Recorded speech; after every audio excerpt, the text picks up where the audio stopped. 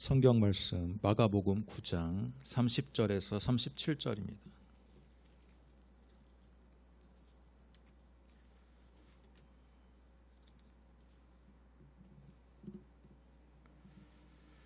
마가복음 9장 30절에서 37절 말씀.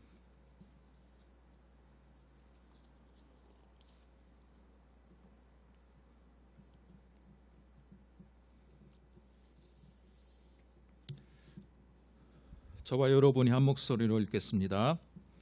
그곳을 떠나 갈릴리 가운데로 지날새 예수께서 아무에게도 알리고자 아니하시니 이는 제자들을 가르치시며 또 인자가 사람들의 손에 넘겨져 죽임을 당하고 죽은 지 3일 만에 살아나리라는 것을 말씀하셨기 때문이더라. 그러나 제자들은 이 말씀을 깨닫지 못하고 묻기도 두려워하더라. 가버나움에 이르러 집에 계실새 제자들에게 물으시되 너희가 길에서 서로 토론하는 것이 무엇이냐 하시되 그들이 잠잠하니 이는 길에서 서로 누가 크냐 하고 쟁론하였음이라. 예수께서 앉으사 12 제자를 불러서 이르시되 누구든지 첫째가 되고자 하면 무사람의 끝이 되며 무사람을 섬기는 자가 되어야 하리라 하시고 어린아이 하나를 데려다가 그들 가운데 세우시고 안으시며 제자들에게 이르시되 누구든지 내 이름으로 이런 어린아이 하나를 영접하면 곧 나를 영접함이요 누구든지 나를 영접하면 나를 영접함이 아니요 나를 보내신 이를 영접함이니라. 아멘. 마가복음 9장 30절로 37절까지 오늘 말씀을 읽었고요. 이 말씀을 가지고 낮아짐의 역설이라는 제목으로 우리가 말씀을 듣도록 하겠습니다. 이미 지나간 프로그램이지만 가족 오락관이라는 프로그램 중에 저는 되게 인상 깊게 보았던 코너가 있었는데 고요 속의 외침이라는 코너입니다. 4명에서 5명의 그 참가자들이 열을 서서 서 있고요. 그들은 모두 다 헤드셋을 귀에 착용하고 아주 시끄럽고 밖으로 소리가 크게 들려올 정도로 헤드셋을 끼고 음악을 듣습니다.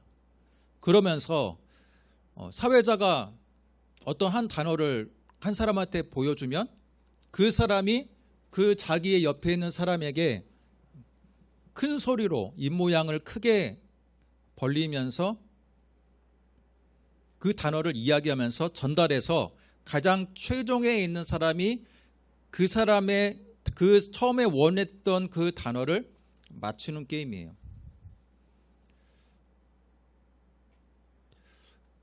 단어를 맞출 수 있는 확률이 50%가 채 되지 않았습니다. 굉장히 좀 낮은 확률로서 성공이 이루어졌는데 그만큼 어때요? 우리가 흔하게 소통하는 이 지금 대화로서 소통을 하지만 우리 귀에 어떤 큰 소리가 들렸을 때 소통이 쉽지 않은 것을 우리는 알 수가 있습니다. 저는 그 코너를 보면서 이게 바로 인간이 가지고 있는 한계구나라는 것을 느꼈습니다. 오히려 그 안에서 뭔가를 저는 인사이트를 좀 발견했는데 그게 뭐냐면 지금 우리가 살고 있는 우리 시대의 여러 가지의 음악과 문화에 우리는 그런 것에 헤드셋을 쓰고 있는 것과 같은 마찬가지의 삶이에요. 그래서 성경의 말씀을 전해주더라도 그 말씀이 그냥 우리 귀에 팍팍 들어오기보다는 우리가 가지고 있는 여러 가지의 이 시대의 문화적인 산물로 인해서 그 이야기들이 점점 작은 소리로 들리고 심지어 입 모양으로서밖에 들리지 않는다는 겁니다. 잘 알아듣기가 쉽지 않은 말씀이 되고 있어요. 그거에 대해서 동감하십니까? 어떤 분은 잘 들리는데요. 목사님 말씀 잘 들리는데요. 그렇게 이야기할 수도 있어요. 그러나 우리가 알게 모르게 우리가 갖고 있는 이 시대의 여러 가지 문화적인 그 영향력으로 인해서 실제로는 성경 말씀을 있는 그대로 바라보기가 쉽지 않은 게 우리의 현실입니다.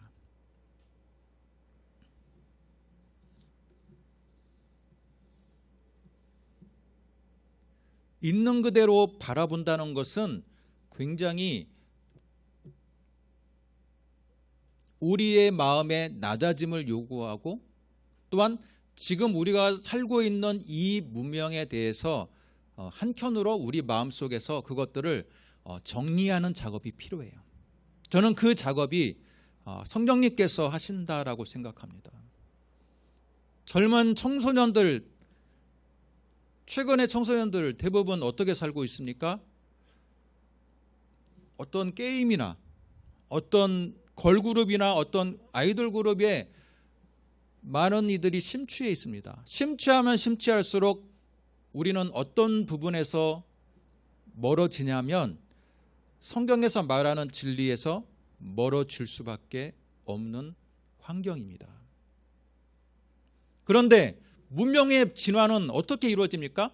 점점 사람들을 자극적인 요소들을 사람들에게 주입함으로써 문명은 성장하고 엔터테이너 사업은 성장하게 돼 있어요. 나중에는 어쩌면 우리는 불과 10년 이후에 어떤 고글을 쓰고 새로운 세계를 마치 메타버스라는 새로운 세계를 많은 이들이 경험함으로써 점차 성경 말씀에 더 멀어지는 시대를 살 수밖에 없을지도 모릅니다. 이런 위기적인 환경에서 우리가 성경 말씀을 있는 그대로 한번 보도록 노력하는 그런 작업이 지금 우리 시대에 필요하지 않을까, 그런 생각을 해보면서 오늘 말씀을 우리가 함께 보기를 원합니다. 마가복음 9장 33절에 따르면 예수님이 가버나움의 어느 집에 들어가셨습니다. 그곳을 떠나 갈릴리 가운데로 지날새 예수께서 아무에게나 알리고자 아니하시니라고 되면서 예수님께서 33절 가버나움에 이르러 집에 계실새 제자들에게 물으시되, 가버나움은요 갈릴리 호수에서 호숫가에 있는 당시의 가장 큰 마을이에요. 가장 사람들이 많이 모이는 갈릴리 호수에 있는 마을이에요. 가버나움에 베드로의 장모님이 살고 있는, 베드로의 집이 가버나움에 있고요, 또한 예수님의 제자들의 집이 가버나움에 있는 경우들이 굉장히 많았습니다. 때문에 33절에 그 가버나움에 있는 집이 어느 집인지는 정확히 알 수는 없지만 그곳에서 누가 크냐의 논쟁이 벌어졌다라는 겁니다. 누가 크냐? 여러분, 지금 우리 시대는 어떤 시대를 살고 있습니까? 될 수 있으면 좋은 직장과 될 수 있으면 더 높은 지위를 갖기를 원하는 시대를 살고 있습니다. 저와 여러분도 마찬가지. 될 수 있으면 교회가 커지고, 될 수 있으면 직급이 높아지고, 될 수 있으면 사업이 잘 돼야지 명성을 얻고 개인적인 소망이 이루어지는 시대를 살고 있습니다.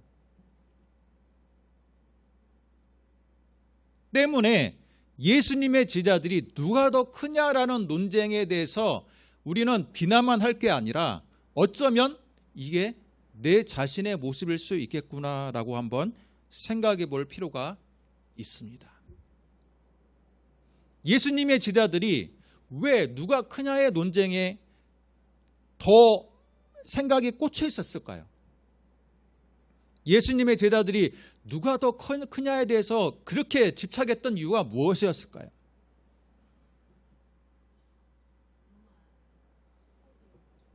로마 속국이었기 때문에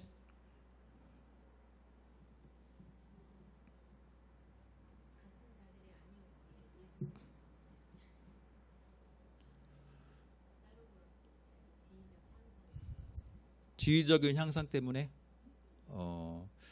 그들은 낮고 천한 어부 출신이었기 때문에 여러분, 더 낮은 자일수록 무엇을 추구합니까? 더 조금이나마 높은 지위를 누리고 조금이나마 나은 환경을 추구했기 때문에 라고도 생각할 수가 있습니다. 예수님 당시로 돌아가면요, 바리새인이라고 일컬어지는 랍비들이 회당에서 자신들 회당에게 찾아오는 많은 사람들에게 말씀, 율법의 말씀을 가르치면서 천국에 대한 교훈을 주었다 그래요. 그 당시 어떤 천국에 대한 교훈을 줬냐면, 너희들이 율법의 말씀을 열심히 지키고 회당 예배에 열심히 참여해야지 천국에서 더 높은 등급으로 올라갈 수 있다라는 교훈을 주었다 그래요. 여러분, 천국은 천국이면 천국은 천국이지 천국에도 등급이 있다라고.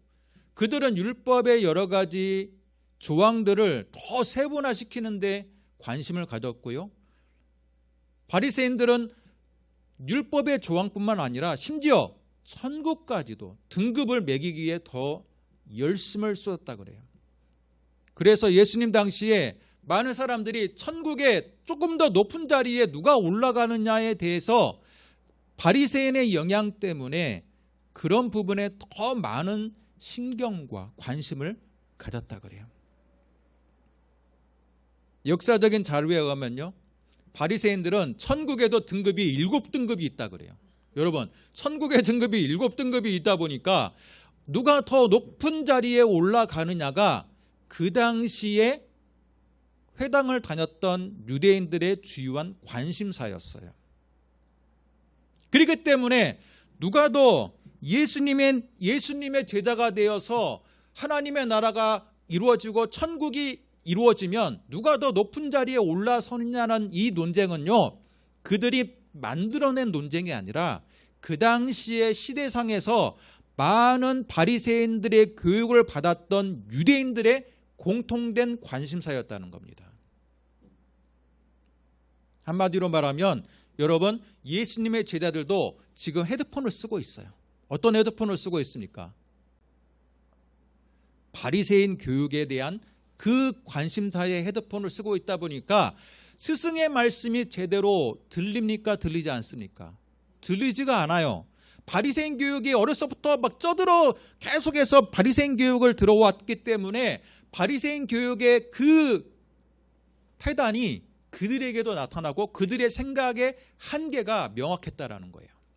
그러다 보니까 예수님이 지금 천국의 주인으로 이 땅에 오셨는데 예수님이 가져올 천국이 이 땅에 이루어지면 누가 더 높은 등급을 차지하느냐가 그들은 관심사였어요. 그런데 오늘 말씀을 보시면요, 예수님이 뭐라고 말씀하십니까?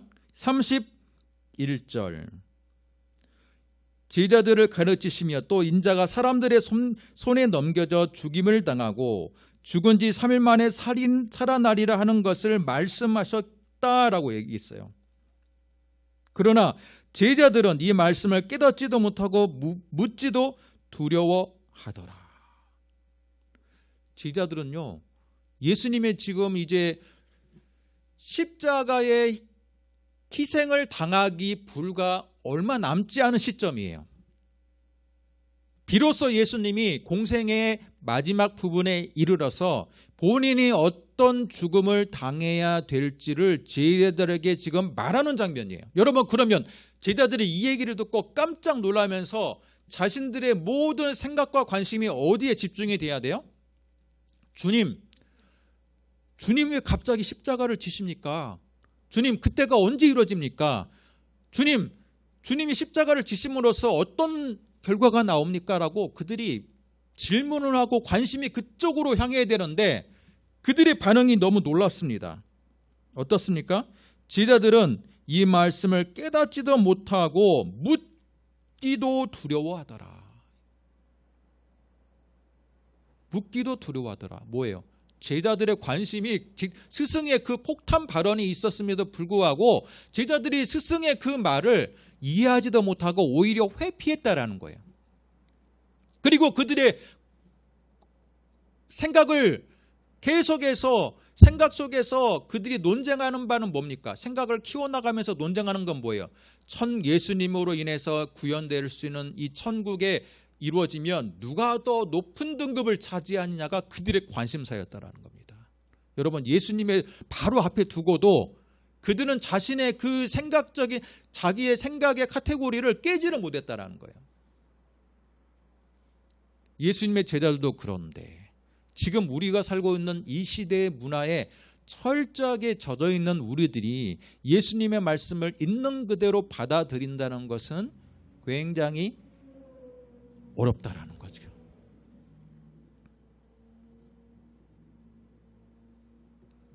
또한 바리새인 교육뿐만 아니라 그 당시 경건주의 생활을 하고 있는 에세네파, 여러분 사막의 수도원, 예수님 당시에도 세례 요한과 같이 들판이나 광야에서 수도하면서 철저하게 금식하는 그룹들이 있어요. 그 그룹이 에세네파입니다. 근데 이 에세네파도 비슷한 교리가 있습니다. 누가 더 고행을 많이 하고 율법의 말씀대로 살아가느냐에 따라서 천국의 등급이 갈린다라는 거예요. 지금 우리 시대에도 비슷한 말씀이 있습니까? 없습니까?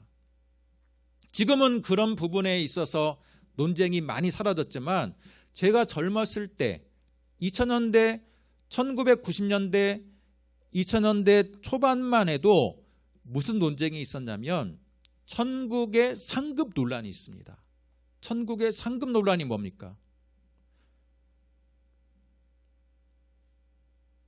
천국의 상급 논란은 뭐냐면 천국에 예수 믿고 열심을 다해서 교회를 섬기면 천국에서 더 많은 상급을 받는다는 거고, 또 예수 믿고 예수님의 십자가 옆에 있는 강도처럼 간신히 회개하고 죽기 전에 회개하고 간신히 천국에 들어가면 천국에서도 개털모자를 쓴다라는 이 개털모자 논쟁이 있던 시절입니다. 이것도 예수님 당시에 천국의 등급이 있다는 것의 축소판이에요. 그렇습니까? 안 그렇습니까? 예.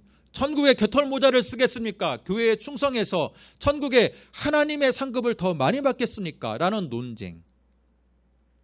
그거 역시 우리 한국의 기독교 가운데 있었다라는 겁니다. 지금은 근데 그런 부분이 많이 없어졌는데요. 그 없어진 이유가 답을 찾았기 때문에 없어졌다라기보다는 사람들의 관심이 철저하게 현실주의적인 관심이 그쪽으로 향해 있어요. 이 세상을 살면서 내가 어떻게 주님을 따르면서 문제가 해결이 되고 이 세상에서 얼마나 더 행복하게 살아갈 수 있느냐에 초점이 맞춰지다 보니까 내세적인 데에 대해서 더 사람들의 관심이 떨어졌기 때문에 천국의 상급론이 많이 사람들의 관심에서 뒤편으로 사라지게 된 거죠. 여러분, 중요한 것은 예수님의 제자들도 그 당시의 생각의 한계 속에서 생각할 수 있는 그 문화적인 한계 속에서 예수님 말씀을 제대로 못 들었던 것처럼 우리도 그런 우를 범하면 안 된다는 겁니다. 예수님은 그러면서 35절 12제자를 불렀습니다. 누구든지 첫째가 되고자 하면 무사람의 끝이 되며 무사람을 섬기는 자가 되어야 하리라. 너희들이 천국에서 높은 등급으로 더 큰 자가 되길 원하느냐? 그러면 너희들을 철저하게 낮아져야 돼. 낮아져야 돼. 너희들이 지금 여기서 더 수제자가 되기를 더 원하고 예수님께 나에게 더 인정받기를 원해야지만이 더 높은 등급을 차지한다고 생각하느냐? 그러나 정반대야. 더 낮아져야지 천국에서 하나님이 더 크게 너를 인정할 거야 라고 예수님이 말씀해 주셨습니다. 여러분, 예수님의 삶을 한번 되돌아보겠습니다. 우물가의 여인, 간음한 여인, 나병 환자, 안진뱅이자, 손 마른 자, 여인들, 아이들, 과부들, 예수님이 관심을 갖고 사랑의 손을 베풀어 준 자들은 그 당시 사회에서는 어떤 자들이었습니까? 철저하게 소외된 자들이었어요. 작은 자들이었습니다.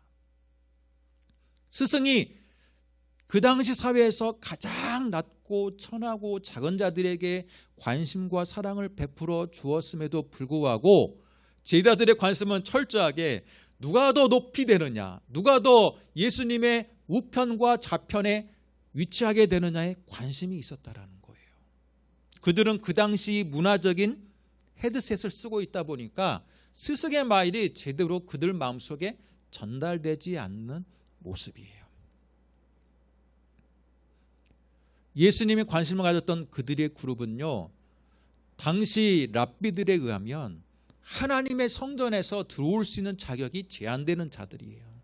베데스다에 있는 그 연못가에 있는 그 안전뱅이들도요, 그 성전 안에 가까이 있음에도 불구하고 성전에 한 번도 들어가지 못했어요. 장애인이라는 이유만으로.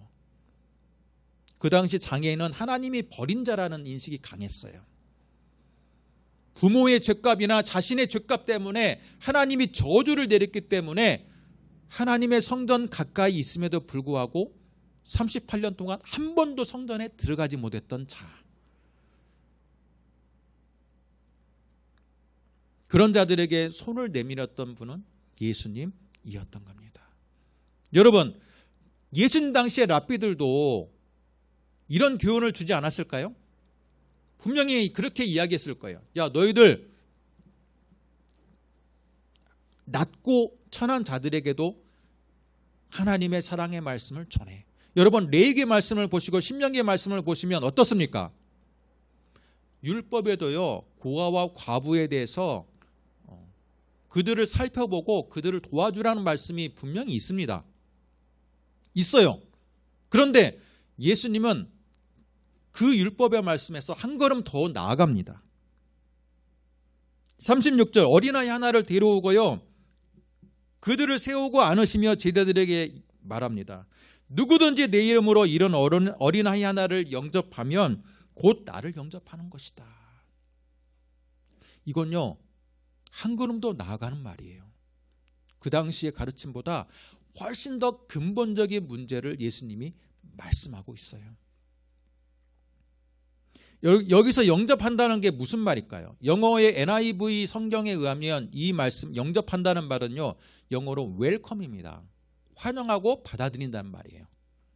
그 당시 어린아이가 갖고 있던 지위가 어떠했길래 예수님이 어린아이를 통해서 그런 말씀을 해주는 걸까요? 여기 지금 어린아이도 앉아갖고 예배드리고 있는데, 그 당시 어린아이는요, 집안에서도 사회적으로나 집안에서도 인정받지 않았습니다. 굉장히 귀찮은 존재라는 인식이 있었어요. 어린아이가 인정을 받지 못하는 이유 첫 번째, 그들은 자신들의 집안의 수치를 퍼뜨리는 존재라는 인식이 있었어요. 유대인 사회에서 가장 중요한 건 뭐냐면요, 집안의 위신, 집안의 수치를 당하는 것을 굉장히 터부시했습니다. 그런데 어린아이들은 어때요? 동네 꼬마 운동장에서 놀다가 우리 집안에 있었던 일을 그들은 스스럼없이 이야기하잖아요. 야, 지난번에 우리 엄마 아빠가 싸워서 말이야 하면서 막 거리낌 없이 얘기를 해요. 막 애들하고 얘기하면서. 그래서 지나가다가 어른들이 들어요. 그러면 그 집안의 이야기가 전해지는 순간 유대인들은요, 어린아이로 통해서 우리 집안에 수치가 발생했다라고 그들은 생각했어요. 그렇기 때문에 어린아이들을 굉장히 자신들의 집안에 모욕을 일으키는 존재라고 생각했습니다. 뿐만 아니라 노동력이 중요시하던 사회에 어린아이들은 노동력의 역할을 감당하지 못했기 때문에 그들은 전쟁이 일어나거나 노동력을 힘을 써야 되는 상황에서 어린아이들이 제 역할을 못하기 때문에 어린아이들의 사회적인 지위는 굉장히 낮았습니다. 그런데 예수님은 어린아이들을 데리고 와서 이들을 웰컴하면, 이들을 너희들이 환영하고 그들이 있는 그대로 그들을 받아들이면 너희들이 그게 바로 나를 영접하는 것이다. 심지어 나를 영접하는 것은 바로 나를 보내신 하나님을 영접하는 것이다. 그렇게 말하고 있어요. 여러분, 나를 영접하는 것이다. 어린아이를 영접하는 것. 그러면 우리는 다 어린아이들의 주목을 해야 됩니까? 예수님이 말하는 이 어린아이는요, 단지 어린아이 그 자체를 이야기하는 게 아니라 가장 그 당시 사회에서 낮고 지위가 낮은 한 부류를 상징해요. 어린아이뿐만 아니라 그 당시 고아와 과부와 장애인들과 여러 가지 낮은 것들을 대표한다라고 볼 수 있어요. 길 가운데 흔히 볼 수 있는 어린아이, 지나가다가 흔히 볼 수 있는 거지들, 지나가다 흔히 볼 수 있는 이 사회적으로 소외되고 그 당시 종교적으로, 사회적으로나 종교적으로 버림받은 자들이 그들을 웰컴하고 환영하고 그들의 마음을 공감해주고 그들을 받아들인다는 것은 바로 나를 받아들이는 것이다 라는 것은 정말로 획기적인 말씀이에요.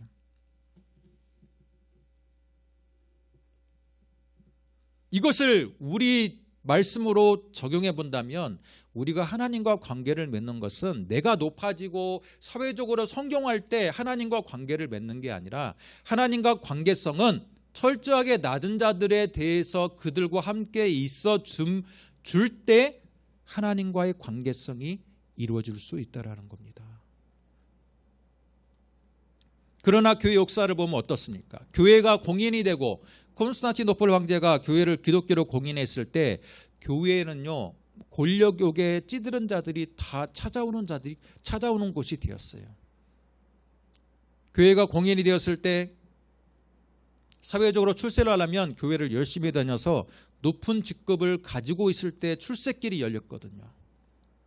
그렇기 때문에 누구도 낮은 자들을 되돌아보지 않는 사회가 중세시대부터 열렸습니다. 이것을 항거하기 위해서 프로테스탄트 운동이 일어났고요.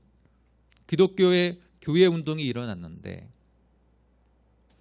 교회 역시 낮은 자들에 대한 관심이 점점 적어지는 게 현실이에요. 이왕이면 사회적으로 성공한 자들, 그분들을 더 환영하고 환대하고 재정부장을 맡기고 장로를 맡기고 권사를 맡기려고 하지, 기초생활수급자이고 장애인 등록증을 가지고 있는 자들의 교회의 중심에 서는 것을 은연중에 멀리하는 게 우리 시대의 모습이지 않을까 생각을 해봅니다. 그러나 하나님과의 관계성, 하나님과 세밀한 관계성을 맺는다는 것은 바로 낮고 천한 자들에 대한 관심, 그들과의 관계성 속에서 우리는 하나님이 원하시는 사랑의 모습들을, 하나님이 우리를 이렇게 사랑하셨구나라는 것을 그들과 함께 있어줄 때 우리는 발견할 수 있다라는 겁니다.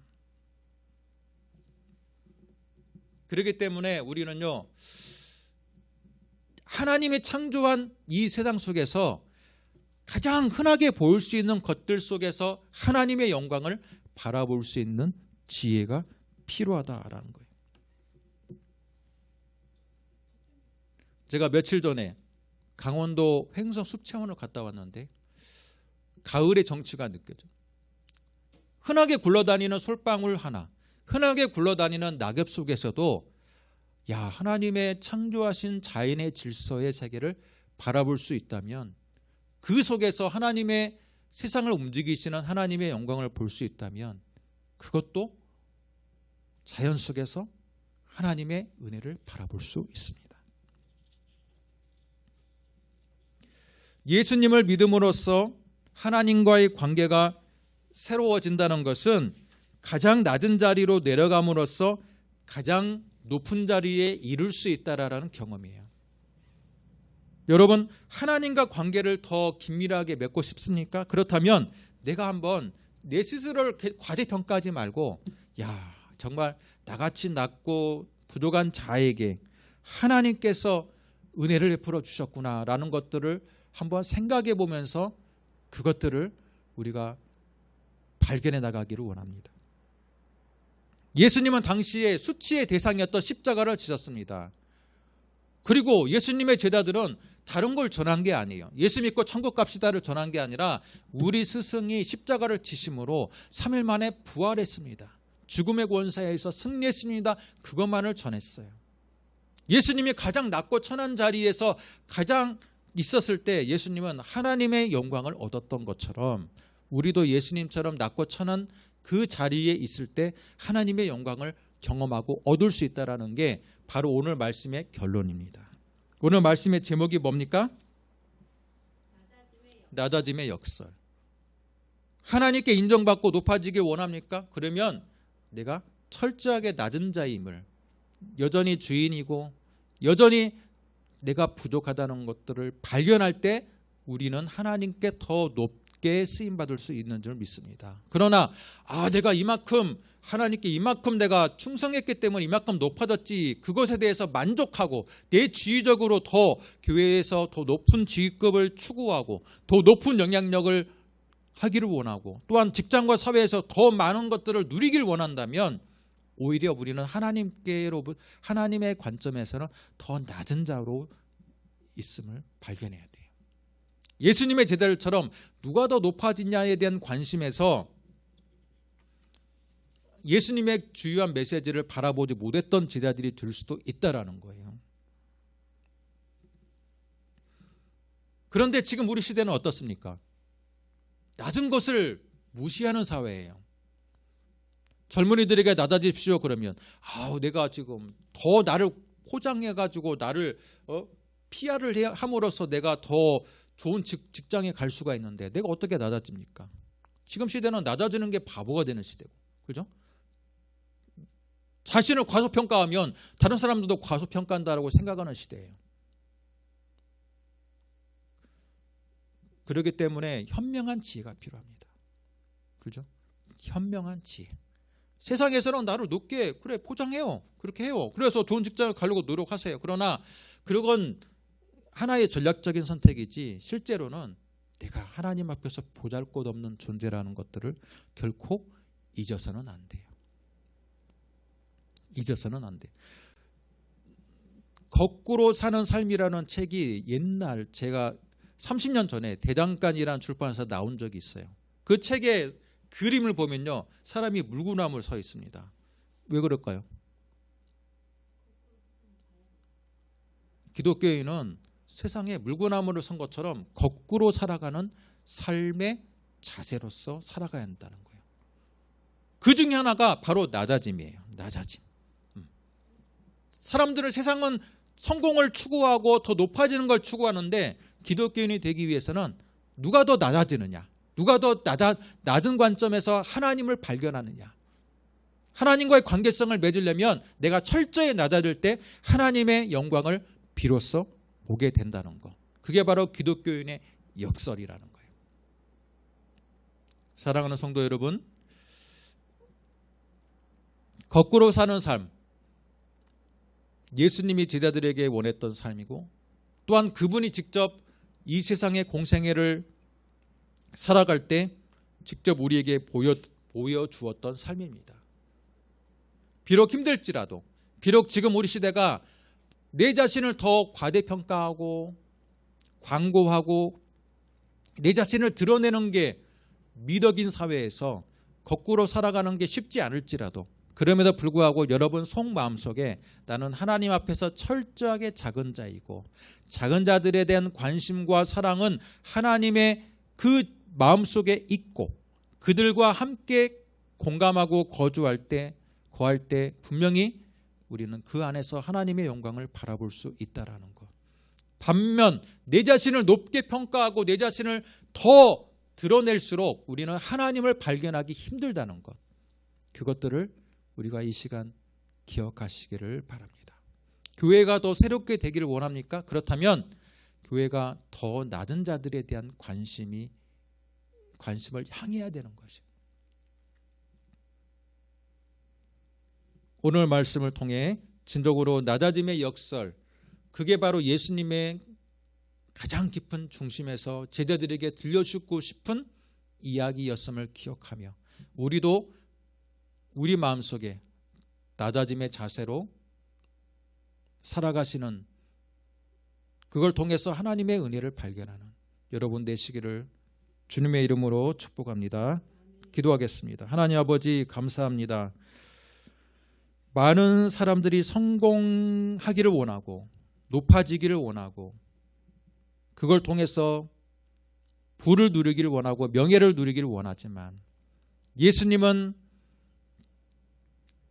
그런 것들을 추구하는 제자들에게 낮아짐의 자세에 대해서 말씀해 주고 있습니다. 어쩌면 21세기 교회가 부유한 나머지 예수님의 이 낮아짐의 역설에 대한 메시지를 잘 듣지 않고 세상의 메시지 안에 심취해 있지 않는지 우리가 한번 말씀을 통해 돌아보기를 원합니다.